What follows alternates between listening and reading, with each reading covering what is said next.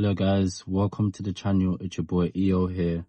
So a month ago I packed my bags and I went to Jomo Kenyatta Airport, and as soon as I got to the airport I was basically in tears. And for someone like me, right, I'm a big guy, I go to the gym, and it might be hard for you to understand that someone like me can get emotional, but it does happen. I had issues coming to terms with the fact that I was going to leave all those special moments I had behind in Nairobi. I did not want to come to that realization, and that's what made me so emotional. So I know you guys coming from the UK or the US would go to a place, and for me that was Nairobi, Kenya.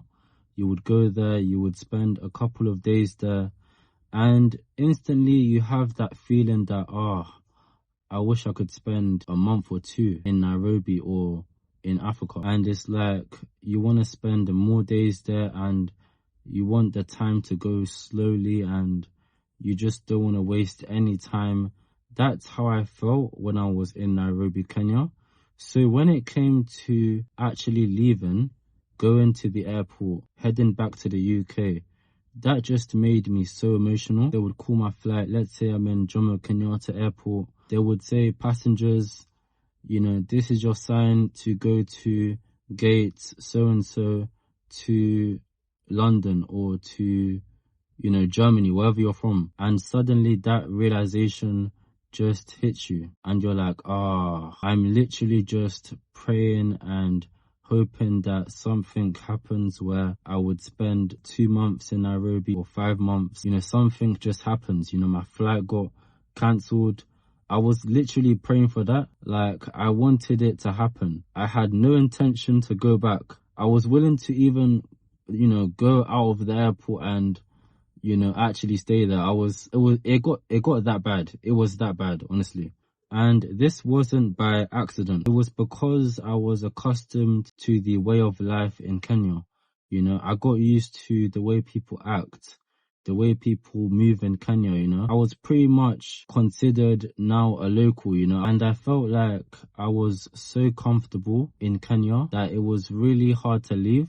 And, sometimes when you're in a comfortable position, you've created a circle of people that you're happy with your life, it can become really difficult to leave and actually go somewhere else. That's how I felt in Kenya, So one of the reasons why I felt so emotional when I got to Jomo Kenyatta Airport was just from experiencing all those special moments that I had in Nairobi, Kenya, and finally realizing that I might not be able to experience that same level of love and kindness in the UK. So it's basically like when you go to your grandma's house and she's giving you all of these sweets, and you're a kid, you're just eating the sweets and you're like, my grandma's the best.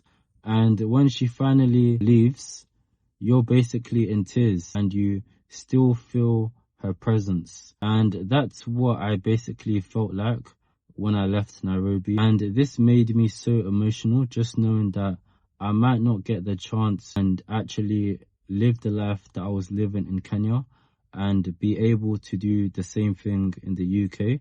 So just having that thought made me feel like depressed and down and like I don't want to do anything, because when you're in the UK, you basically have to always stress about your lifestyle. Just having that thought, it felt like I was basically leaving a happier version of myself in Nairobi.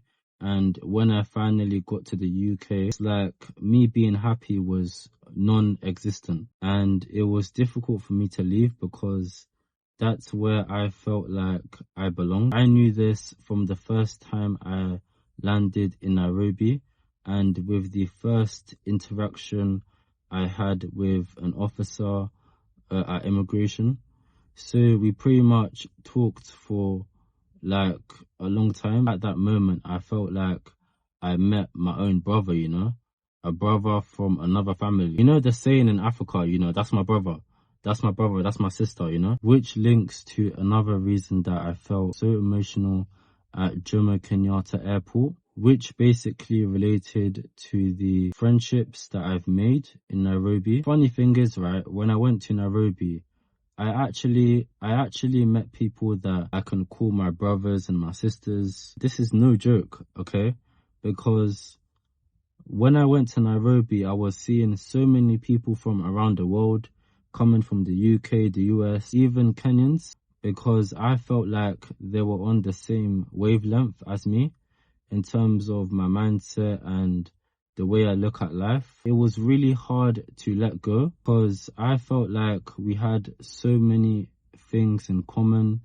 You know, we were all looking to leave the West. And when I finally got to Jomo Kenyatta Airport, it finally hit me that, hold on, wait a minute.